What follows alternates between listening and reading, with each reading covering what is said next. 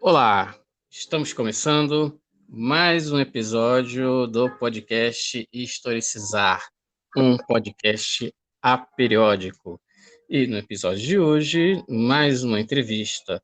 Nós vamos, o tema dessa entrevista será uma breve discussão sobre sexualidade e gênero com a psicóloga e psicanalista Aniela Monteiro. Aniela Monteiro, psicanalista, com percurso em formação em psicanálise pelo GTEP, do Instituto Sede Sapiens, São Paulo, e membro do Cultura Psicanalítica de São José do Rio Preto. Primeiramente, Aniela Monteiro, muito obrigado por você ter aceitado o convite. Olá, Anderson, eu que agradeço, viu? Fiquei muito feliz com o convite. E vamos lá, bater um papo.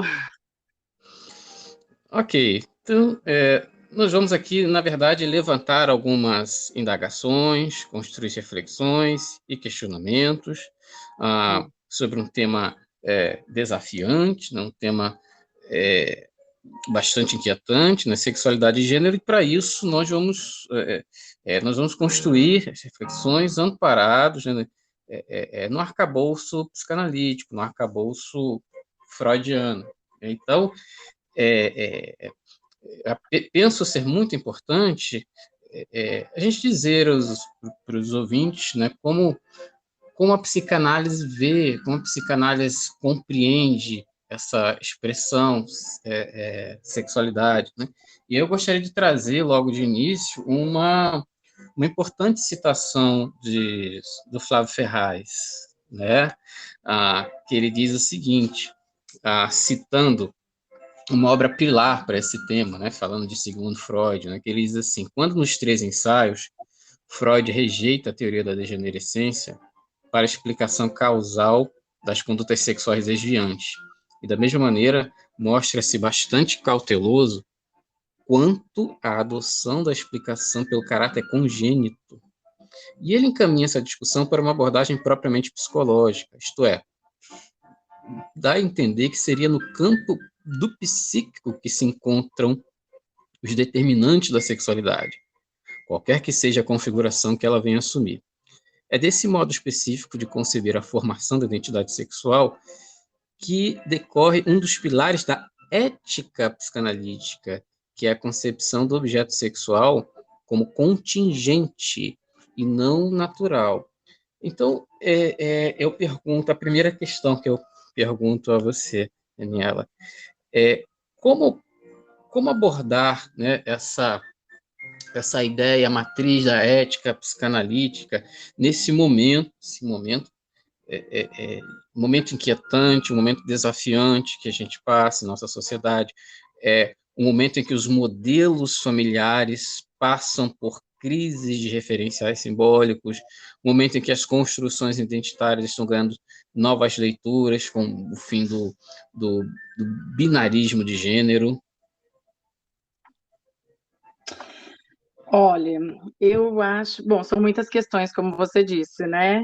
E realmente acho que o tema, olhar para esse tema é um desafio, e em especial considerando isso que você trouxe, né, Anderson, o tempo que a gente vive, que é um tempo, enfim, onde a gente caminha por aberturas, e eu vejo um movimento de fortalecimento, questionamento, ampliação, e até da própria psicanálise, e também esse momento de muita repressão, né, muita negação das expressões e das vivências, né.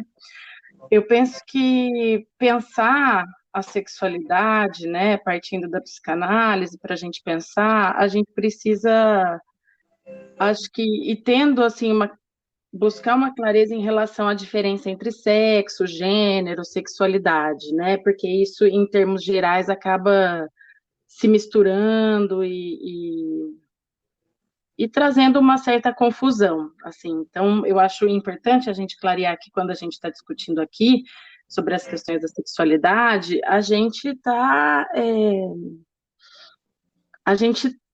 transitando num campo onde a gente considera um sujeito, né, um sujeito, como você mesmo trouxe a questão contingente, né, um sujeito que ele é um sujeito de desejo, é um sujeito que ele é constituído pela linguagem, é um sujeito do inconsciente, e tudo isso deve ser levado em consideração, né.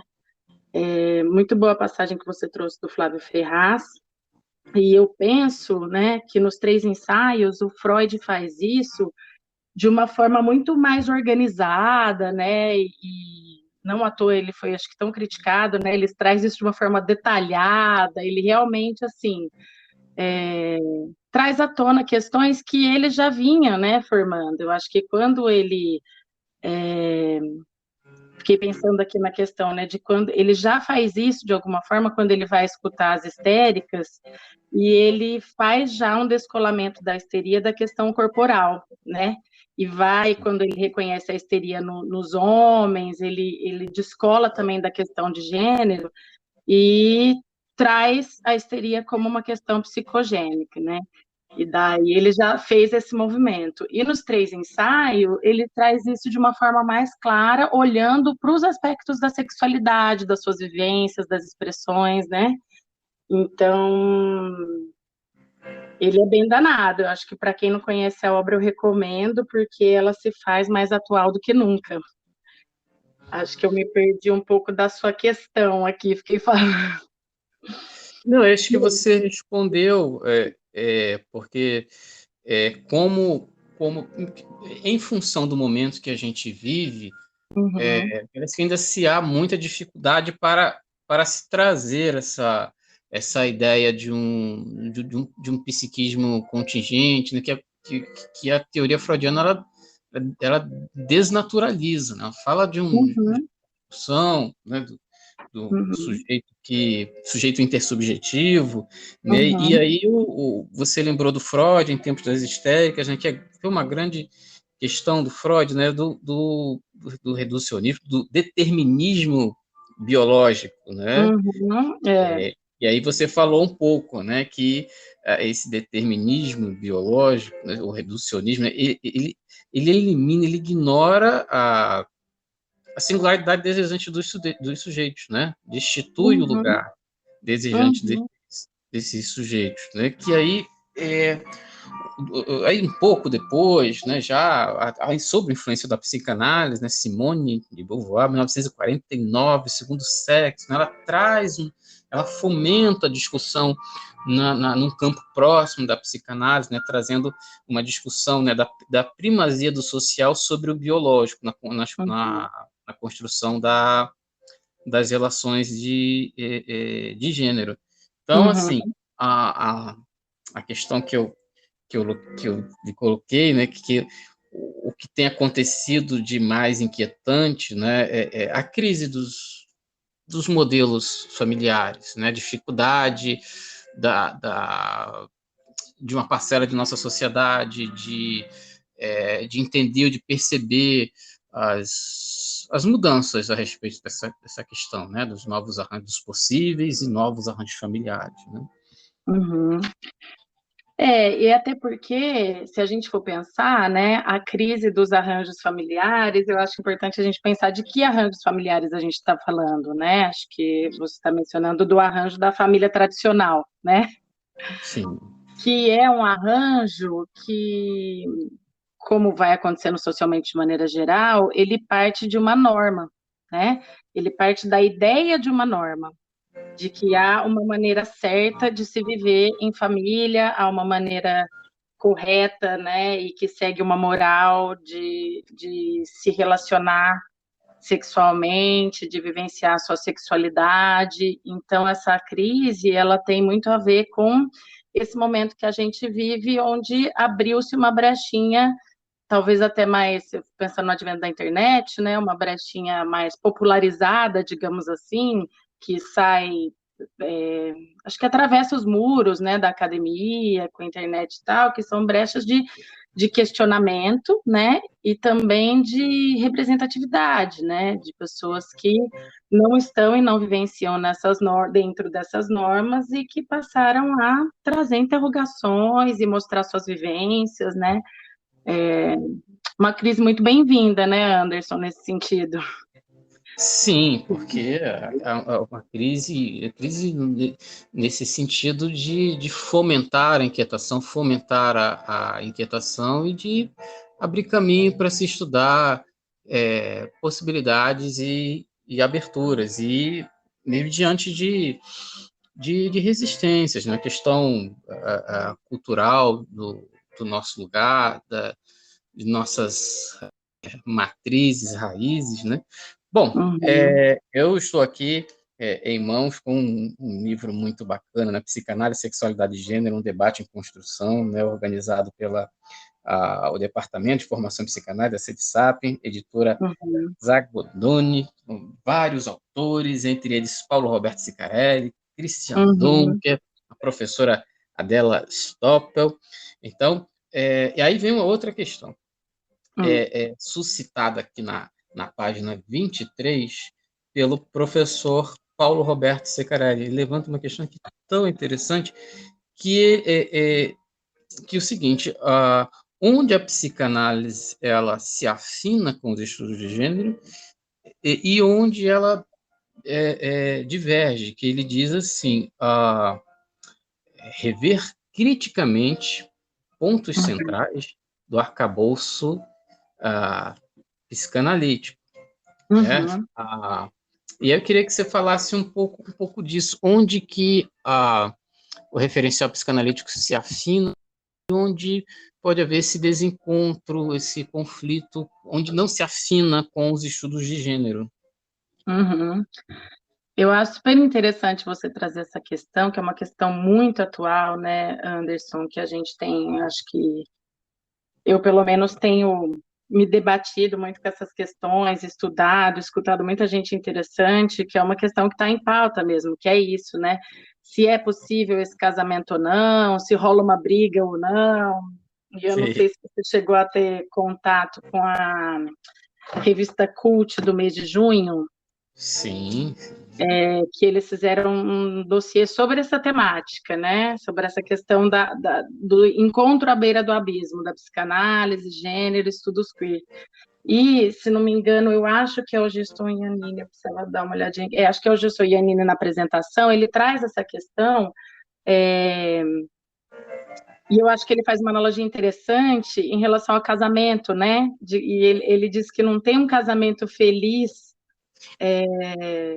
possível entre campos tão heterogêneros, né? Ao mesmo tempo, no sentido assim de que há pontos em comum e há pontos que são radicalmente mesmo diferentes, que têm a ver até com questões epistemológicas que se cruzam, mas que também partem de outro caminho, né? Então, eu acho que a psicanálise ela está sendo questionada, né, pelos estudos de gênero em muitos momentos. Ao mesmo tempo, o Pedro Ambra, eu já vi ele em alguma palestra falando, não sei se foi uma aula dele, que ele dá essa ênfase, né? É curioso porque esses estudos, eles questionam a psicanálise e, ao mesmo tempo, eles, diante de tantas teorias, né, da psicologia, enfim, é a psicanálise que é questionada até porque eles também bebem da psicanálise, né? Então, tem realmente pontos de encontro.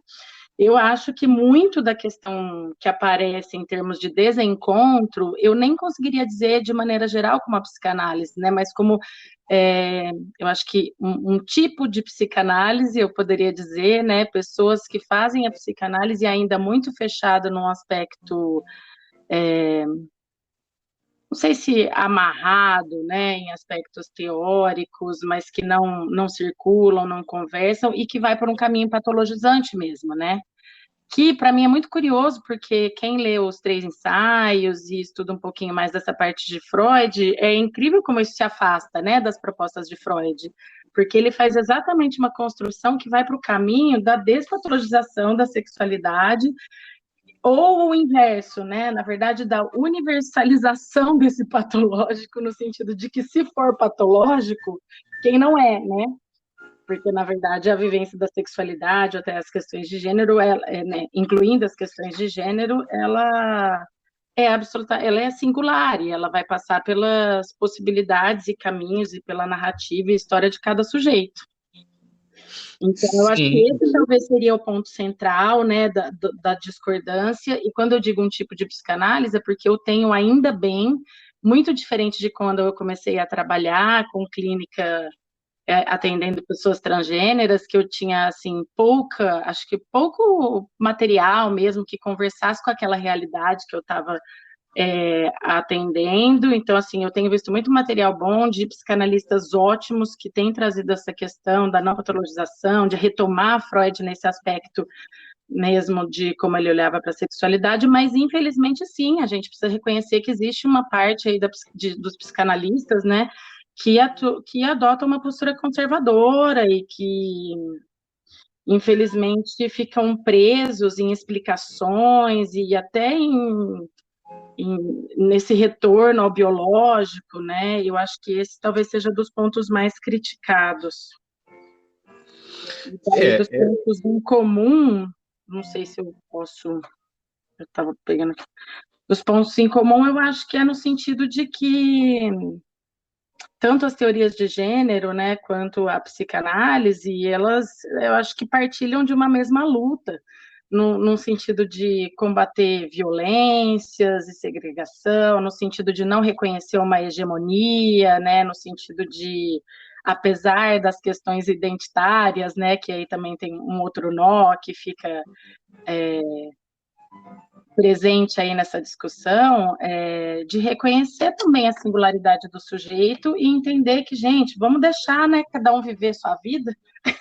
Eu acho que o ponto em comum seria mais ou menos esse. Eu escutei uma entrevista da Butler maravilhosa esses dias, e ela disse isso, ela falou, não, eu não estou nem aí, né, por se vocês querem vivenciar a sua sexualidade, se vocês querem ser cis, hétero, só deixa a gente ser que nem a gente, tá bom, né?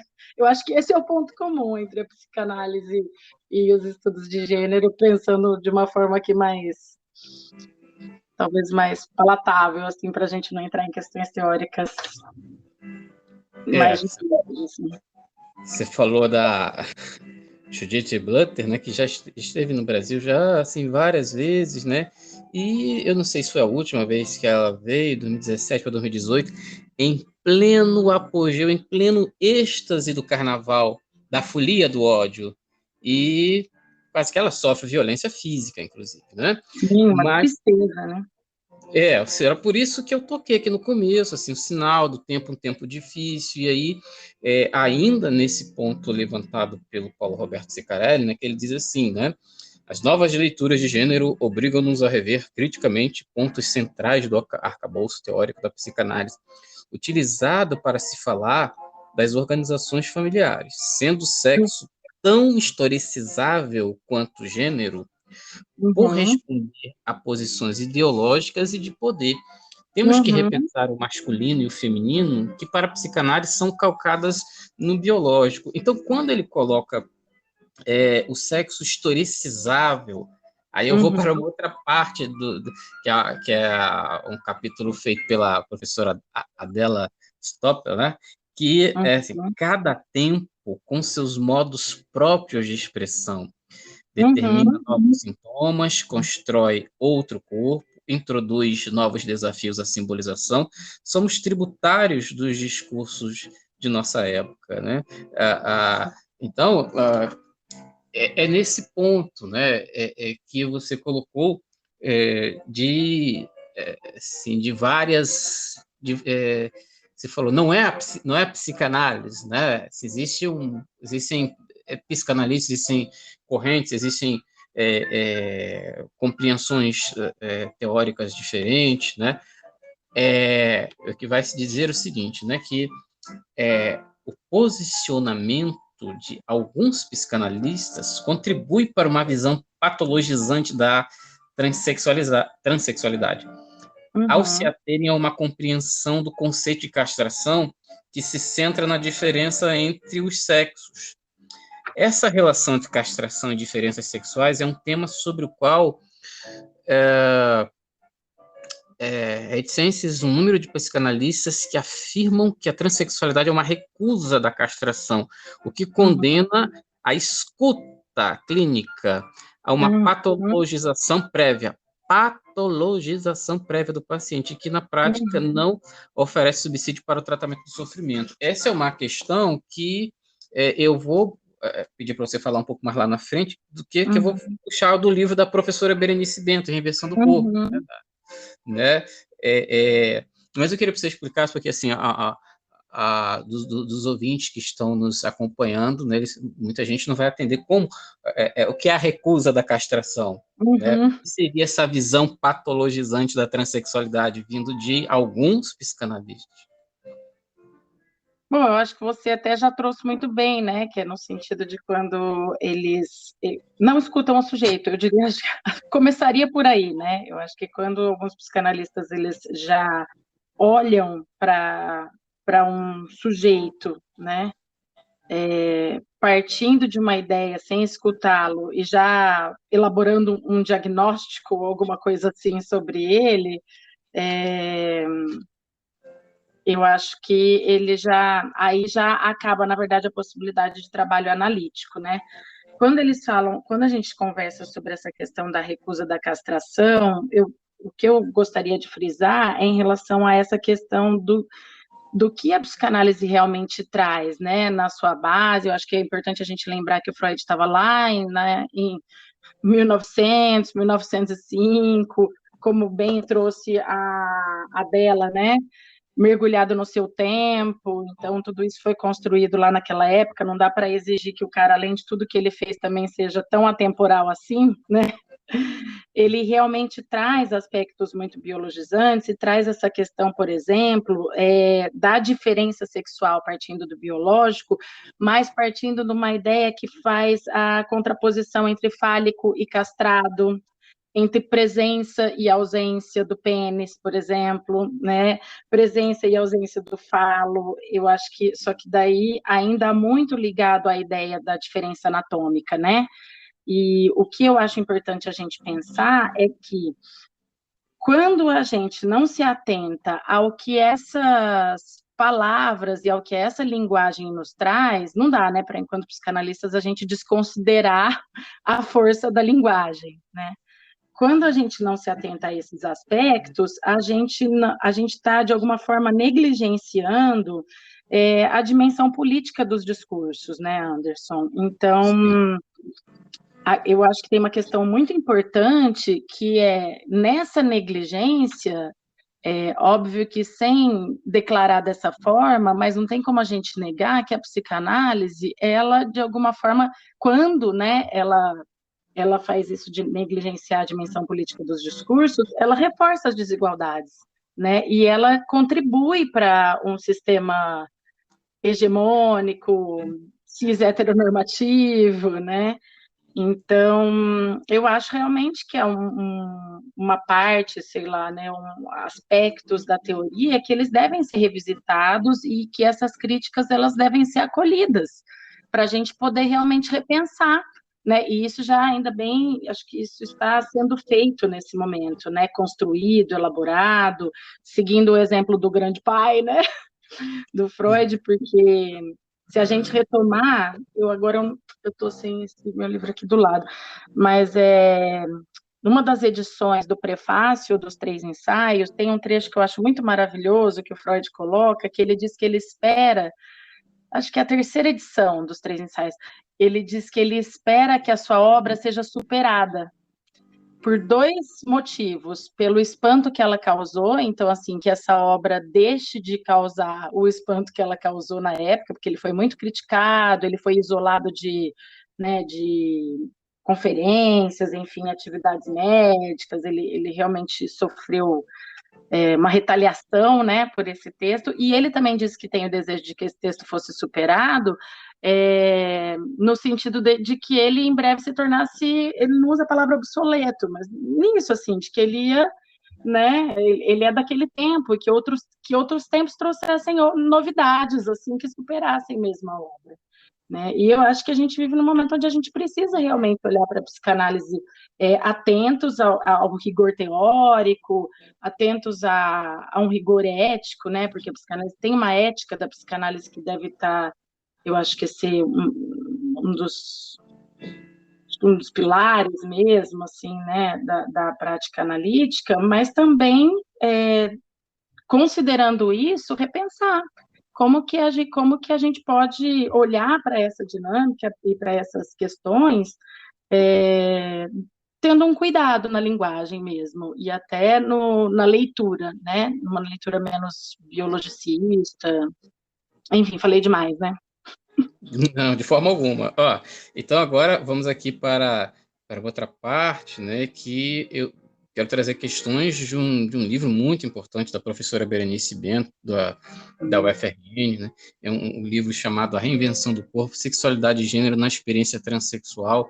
Uhum, É um livro, eu considero um livro muito importante porque ela parte de uma pesquisa de campo em que ela vai entrevistar sujeitos que estavam se preparando para fazer uma cirurgia ou que fizeram uma cirurgia. Então, uhum, ela tenta demonstrar no livro quanto que essa escuta ela é muito mais reveladora, ela acaba por quebrar é, é, digamos assim, apontamentos prévios sobre o que ela chama, né, do transexual verdadeiro. Então, ela diz uhum, assim, por exemplo, o transexual oficial, que ela vai trazer duas referências. Ela vai citar o psicanalista Robert Stoller, né, que é autor do livro A Experiência Transsexual de 75, um livro uhum, importante, né, das primeiras publicações no campo psicanalítico sobre esse tema, né, um livro uhum, muito citado até hoje, e ela traz as ideias do endocrinologista Henri Benjamin. Então, ela diz aqui o transexual benjaminiano e o do endocrinologista Henri Benjamin. Então, ela vai dizer o seguinte, que esses dois referenciais vão trazer explicações e tratamentos adequados para esse transexual verdadeiro. E uhum, aí ela volta a citar, né, esse referencial da recusa de castração que aparece na obra do Stoller. E aí ela coloca o que esses dois autores têm como explicação e tratamento, mas que não bate quando ela vai fazer escuta de sujeitos muito diversificados, né? Esse lugar uhum, a, a, da, da singularidade desejante desses sujeitos. Então, uhum, ela vai dizer o seguinte, que não há identidade transexual, mas posições de identidade. Então, e você tem vem também de uma experiência de escuta. uhum, E essa escuta, ela ainda não é um lugar muito comum na psicanálise. Na psicanálise, como diz o livro que a gente citou aqui, um debate uhum, em construção, né? Uma coisa assim que uhum, está se discutindo, está se caminhando, está tendo aberturas muito férteis. Então, uhum. a partir do seu lugar de escuta, o que você diria, né, sobre essas inquietações trazidas também pela professora Berenice Bento, sobre esse lugar do lugar do sujeito desejante? Bom, eu gostaria de sentar com ela para bater um papo, assim, no sentido de dividir, né, essa sensação, porque eu acho que é realmente uma ilustração, assim, do estranhamento que eu tive a partir da oportunidade de escuta, né, acho que as pessoas não conhecem essa parte do meu percurso. Eu tive a oportunidade de trabalhar no ambulatório de saúde T, municipal aqui de São José do Rio Preto, e fazia atendimento, né, as pessoas que participavam do ambulatório, e eu tive exatamente essa sensação, assim, de que ali tinham singularidades absolutamente silenciadas e invisibilizadas, né? E que é muito curioso, porque essa questão que ela traz do transexual oficial, que hoje em dia, ainda bem, é uma modalidade, aí, um conceito, nem sei se é um conceito, né, mas um lugar que tem sido bastante questionado, inclusive muitas pessoas deixando de usar o termo transexual, né, exatamente por conta desse cunho patológico, por conta dessa raiz é, médica associada ao patológico. As pessoas têm optado por utilizar outros termos, né, como a transgeneridade, né, e O que eu acho curioso é que eu estava lá escutando aquelas singularidades, reconhecendo-as na sua diversidade, mas a instituição ainda, a instituição que eu digo daí era municipal, era associada ao SUS também, pensando nos protocolos nacionais, exigia que eu partisse desse lugar, por exemplo, se eu precisasse escrever um relatório ou qualquer coisa, né? Então, eu ainda estava sendo exigida a falar, a ter como referência um CID-10, que fala de um F64, do transtorno, ainda não tinha do DSM-5, né? Que passou para disforia de gênero, foi mais ou menos naquela época, um pouquinho antes. Então, eu estava sendo ali, de alguma forma, exigida de partir desse lugar, mas que era um lugar que não fazia sentido nenhum, né? Porque as pessoas que eu estava escutando, elas, para mim, não apresentavam nenhum tipo de transtorno mental ou que precisasse da minha anuência para elas se relacionarem ou nomearem, ou, enfim, o próprio corpo, né? Então, eu acho que a Berenice Bento traz realmente críticas importantes. Eu acho que o Stoller foi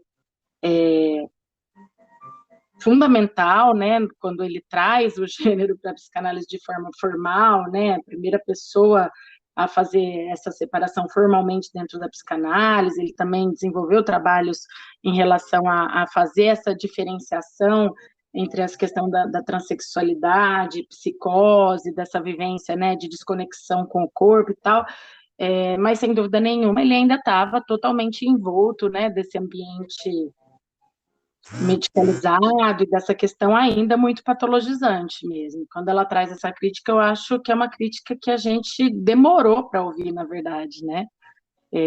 Porque não só demorou, porque hoje as coisas estão fervilhando, tem muita gente trazendo, então, assim, tá tarde para a gente estar olhando para isso, mas, infelizmente, ainda tem muita gente, e incluindo muitos psicanalistas, que se negam, né, Anderson, a olhar para essa crítica e acabam realmente fechando a sua escuta, no sentido de não dar o espaço para esse sujeito ocupar o seu espaço de análise, né? A Berenice Bento é uma obra bem extensa, ela esmiuça textos do Stoller, né? Ela tem um capítulo em que ela se refere especificamente ao livro do Stoller, né, que eu penso também que, como você citou, né, a importância da obra do Stoller, mas também muito marcada pelo seu tempo, né, 75, outro momento precisou de uma caminhada, né, com a psicanálise ela tem acompanhado as mudanças todas, né, então não podemos olhar para a obra do Stoller com a lente do anacronismo, né, reconhecer o lugar científico e a caminhada em que a psicanálise vai fazendo naquele momento, o lugar dele especificamente. Ela diz assim: onde está a Stolleriana? Né? A relação que os e as entrevistadas têm com suas mães e suas famílias, de forma geral, está longe do modelo definido por Stoller. Suas histórias apontam para níveis diferenciados de proximidade com a mãe, variando de uma certa proximidade até uma total ausência. Ela cita assim 3, 4 pessoas que ela entrevistou.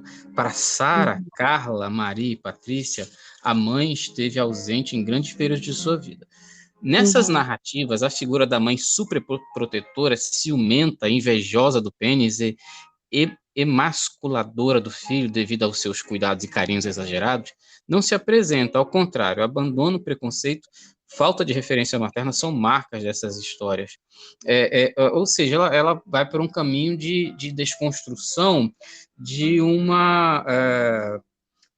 do universal, né? De uma ideia que tenta encaixar todos os sujeitos num caminho de explicação e de É uma tratamento. categorização, né? Exatamente, né? Então, você trouxe aqui, né, uma questão central do seu trabalho de escuta, né? Esse reconhecimento dessas variadas identidades, né, desses variados percursos constitucionais, né, de sujeitos que acabam não se encaixando em explicações universais ou deterministas, né? Ela coloca aqui, né, que a universalização cumpriu o papel de estabelecer como verdadeira uma única possibilidade de resolução para os conflitos entre corpo, subjetividade e sexualidade, ao mesmo tempo em que o diferenciou entre outros transtornos, como a homossexualidade e o travestismo. A transexualidade ganhou um estatuto próprio, um diagnóstico diferenciado, né? Que aí ela também esmiuça o texto do Henry Benjamin, né? Então, eu acho que assim que para a gente concluir, né, me parece assim, que a escuta ela desconstrói, né? E a escuta é o material que o psicanalista tem para acessar as mobilizações inconscientes do sujeito, né? Então... Sem dúvida nenhuma, né? E essas estratégias classificantes, classificatórias, sei lá como eu diria, elas estão disseminadas, né, Anderson? Não à toa a gente tem tanto manual por aí, né? Tentando classificar a todo custo, universalizar ou colocar dentro de caixas pré-definidas a experiência humana, né?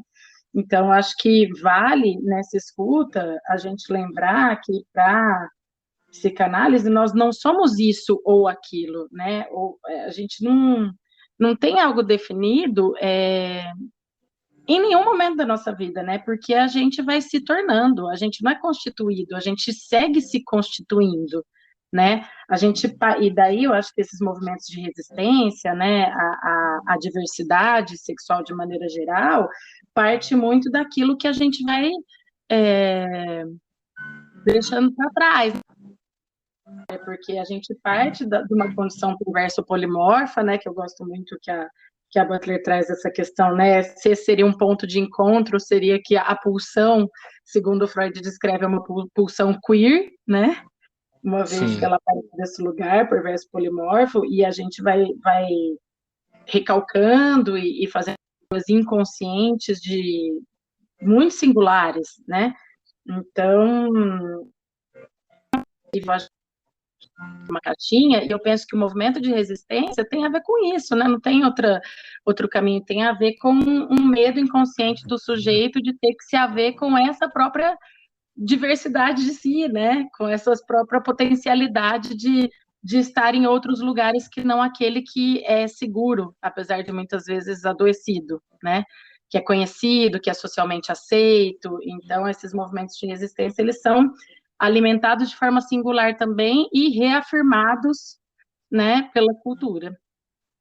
Sim, sim. Então, para fazer aqui uma última observação, né, na nota final da professora Berenice Bento, que tem muita afinidade com o que você acabou de dizer, que ela entrevistou um número expressivo de sujeitos, né, que ela diz o seguinte, que essas histórias, né, elas interrompem uma linha de continuidade, de coerência que supõe natural entre corpo, sexualidade e gênero, ao mesmo tempo em que apontam os limites da eficácia das normas de gênero e abrem espaços para a produção de fissuras que podem potencialmente transformar-se em contradiscursos e libertar o gênero do corpo sexuado. Eu gostei quando ela usou esse termo contradiscursos, né? Porque desconstruiu. E aí, com base no seu tempo de pesquisa, baseado em sua bagagem teórica, para concluir, cite duas obras que você sugira, duas obras para nosso ouvinte, duas obras sobre o tema. Duas obras sobre o tema. Eu acho que esse livro que a gente conversou um pouquinho, né, Anderson, da psicanálise, sexualidade e gênero, debate em construção, eu acho que ele traz discussões bastante atuais e importantes. Eu sugiro bastante o dossiê da revista Cult, do mês de junho. Eu acho que a nossa conversa passou por ele de diferentes formas hoje. E eu gosto muito, você falou da Berenice Bento, eu lembrei de um livro, não sei se você conhece, que chama Caro Dr. Freud, Você que comentou, né, sobre a carta do Freud, né, para a mãe. isso, esse livro ele é construído a partir de um convite para diferentes pensadores, e o que eu acho muito bom do livro também é que não são pensadores só da psicanálise, inclusive tem uma carta lá da Berenice Bento bastante provocativa, uma carta Que muito bacana. boa, assim, do Tami Ayushi também, eu acho que talvez seja outra referência, assim, mas enfim, deixa eu falar do cara do Dr. Freud, que é respondendo a essa carta que o Freud escreveu de resposta, acho que chama Carta de Resposta à Mãe de um Menino Homossexual, uma coisa assim. E como se eles tivessem recebido essa carta do Freud, onde ele tem um discurso totalmente despatologizante da questão da homossexualidade, e cada um, sobre a sua perspectiva, vai trocar uma ideia ali com o Freud sobre essas questões da sexualidade. Eu acho um livro muito bacana. E também psicanálise e hibridez. Ele traz, você falou do contradiscurso, das desconstruções, é um autor que eu tenho me aproximado e tem mexido bastante por aqui, assim, acho que a leitura dele traz questionamentos, interrogações, põe a gente para pensar.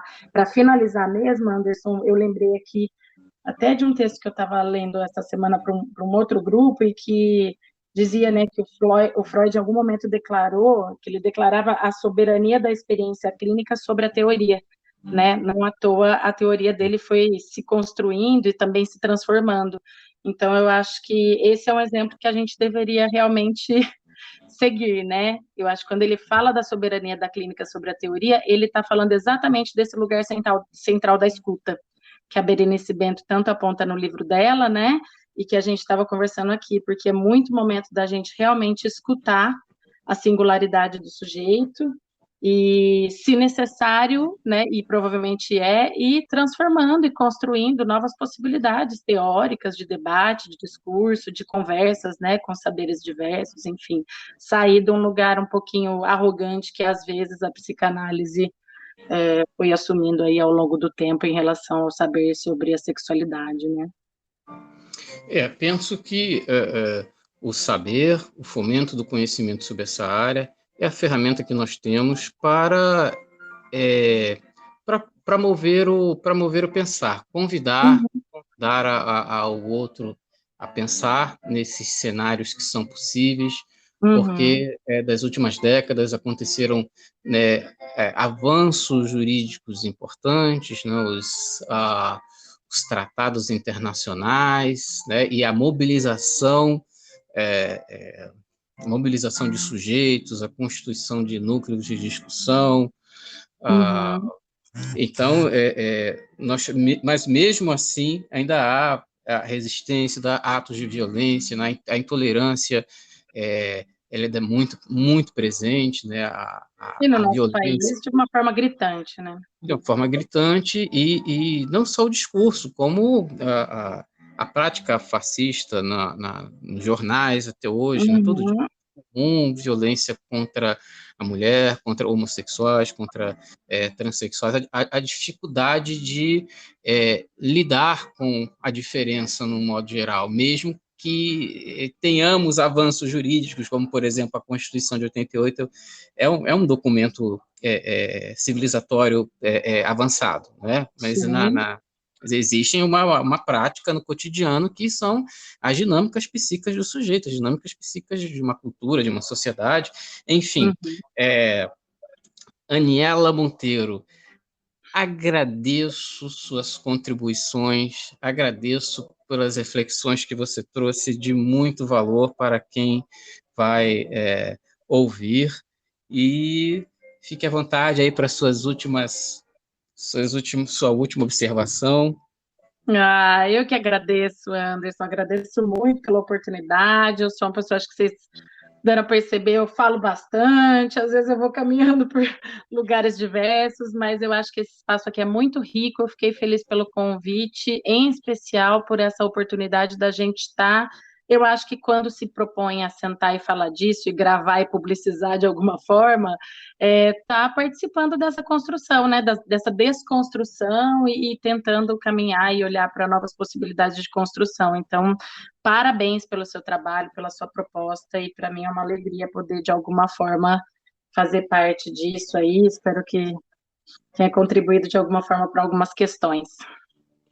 Olha, bacana porque a sua entrevista, né, ela foi concebida com uma música ao fundo, né, um material maravilhoso, uma pianista carioca bastante talentosa, Maria Tereza Madeira, cantando, tocando no piano canções da Chiquinha Gonzaga, e agora, ao fundo, né, a canção mais conhecida da Chiquinha Gonzaga, O Abre Alas, né? Foi exatamente na hora que a gente foi concluir aqui, né? Então, tinha que ter